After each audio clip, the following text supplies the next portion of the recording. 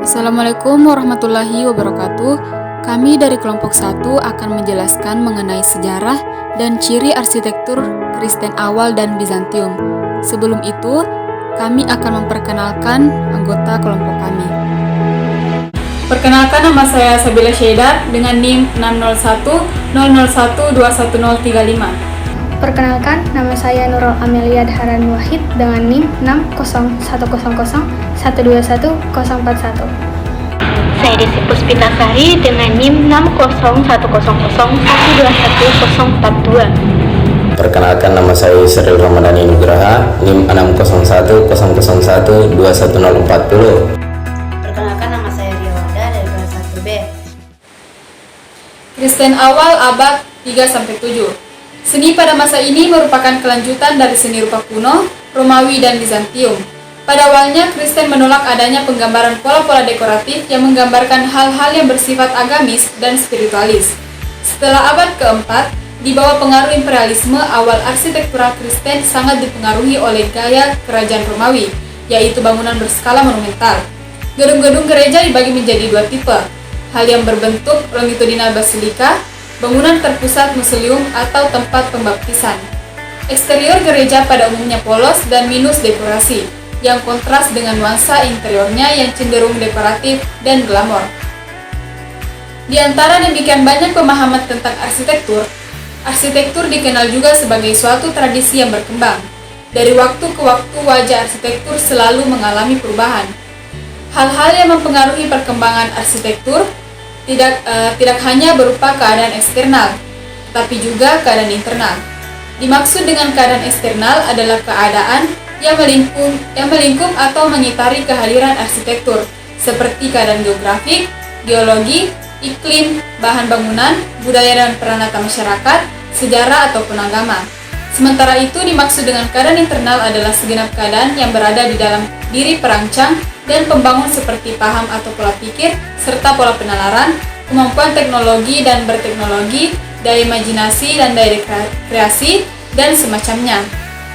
Agama Kristen lahir di kota Bethlehem yang terletak di Palestina sekitar tahun 4-8 sebelum Masehi pada masa kekuasaan Raja Herodes. Pada masa-masa awal berdirinya, agama Kristen cenderung dianggap sebagai ancaman hingga terus-menerus dikejar dan dianiaya oleh pemerintah Romawi saat itu.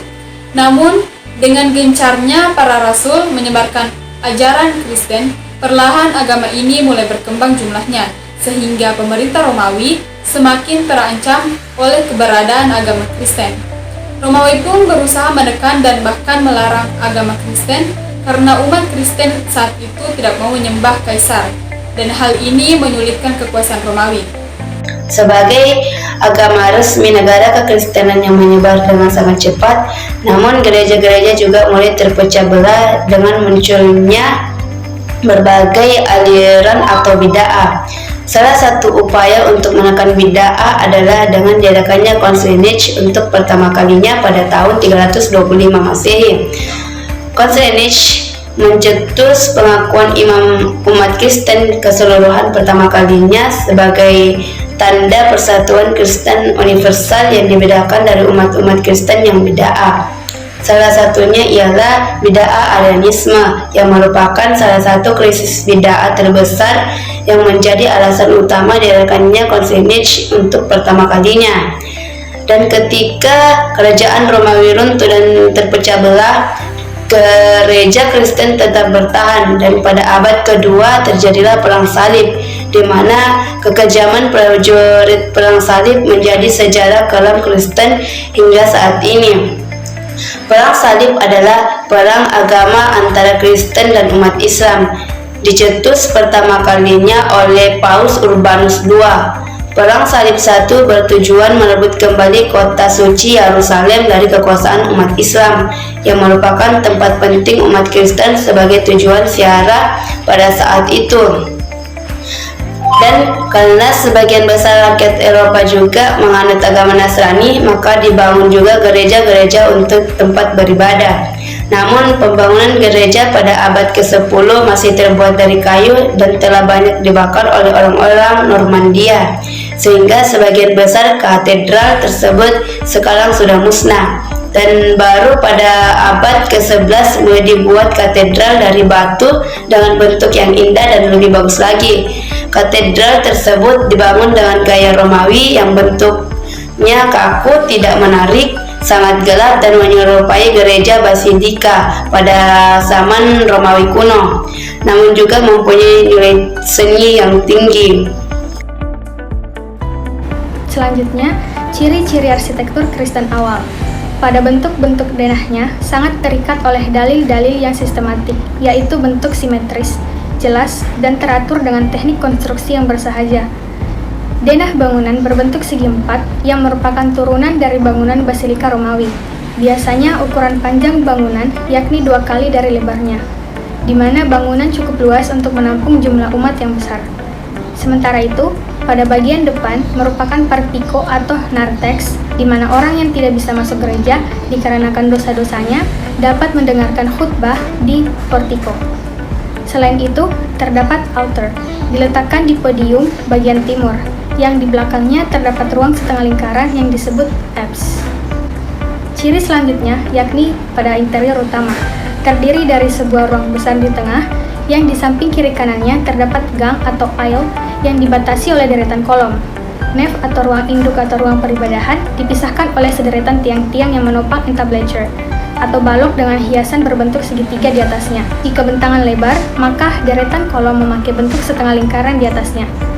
Pada bagian dinding, merupakan pemakaian metode konstruksi dari Romawi, yaitu beton atau batu yang diplester dan diberi ornamen mosaik, yakni pecahan batuan yang berwarna-warni memberikan efek estetis dan plastis, sehingga berkesan cerah, merah, dan biasanya hiasan tersebut menceritakan Encarta Encyclopedia, Art Research, ataupun tentang Nabi Isa alaihissalam. Selain itu, ukiran gaya fresko yang sangat sederhana dengan pilar-pilarnya yang besar. Pada bagian atas sendiri merupakan konstruksi kayu yang sederhana, di mana hal ini merupakan tipikal dari arsitektur Kristen lama, dan bentuk keseluruhan secara skyline adalah horizontal dan sederhana. Basilika Santo Petrus adalah basilika utama Katolik di kota Vatikan, dikelilingi oleh Roma. Bangunan ini digambarkan sebagai gereja terbesar yang pernah ada dan merupakan salah satu situs tersuci utama dalam kekristenan. Adapun sejarah arsitektur Bizantium, gaya arsitektur ini berasal dari kota Constantine the Great membuat keputusan untuk sepenuhnya membangun kembali kota Bizantium pada tahun 667 sebelum Masehi dan dinamai menurut nama raja mereka Byzas atau Byzantas. Nama Bizantium merupakan latinisasi dari nama asli kota tersebut, yaitu Byzantion. Arsitektur Bizantium berawal dari ekspansi kekaisaran Romawi ke barat daya Eropa dan Afrika Utara. Wilayah-wilayah yang ditaklukkan oleh Romawi termasuk ke dalam beragam kelompok budaya. Alasan mengapa proses adaptasi terhadap kekaisaran berjalan lambat dan bermasalah. Materi selanjutnya mengenai ciri-ciri arsitektur Bizantium. Ditinjau dari penggunaan bahan konstruksi, arsitektur Bizantium menggunakan bahan bata. Sementara untuk interiornya dilapisi dengan mosaik yang terbuat dari tualang warna-warni yang menggambarkan ajarannya. Sementara itu, untuk bukaan pintu dan jendela, arsitektur Bizantium menggunakan bentuk busur seperdua lingkaran yang dipakai untuk menunjang galeri dan bukaan pada pintu dan jendela. Jendela-jendela kecil seperdua lingkaran mengelilingi dasar kubah atau pendetif. Secara keseluruhan pandang, gereja Bizantium merupakan kelompok banyak kubah yang mengelilingi kubah utama secara simetris, sehingga berkesan vertikal. Gereja Bizantium merupakan bentuk basilika pada mulanya setelah berkembang membentuk polanya sendiri, yaitu kubah majemuk dan kubah bola serta dena terpusat. Praktik penggunaan kubah memakai konstruksi atap yang sangat sederhana, dengan atap kayu aliran Kristen lama maupun atap lengkung aliran Romawi dari batu. Selanjutnya, ciri-ciri arsitektur Bizantium ditinjau dari dena. Denah arsitektur Bizantium pada umumnya berbentuk segi empat poligonal yang ditutup dengan atap kubah. Sayap pendek yang sama pada setiap sisinya mengambil bentuk ros. Ciri selanjutnya ditinjau dari bentuk kolom. Konstruksi dengan kepala tiang atau kapital bergaya Korintia dan komposit. Selanjutnya tidak ada bentukan manusia di skulptur Bizantium.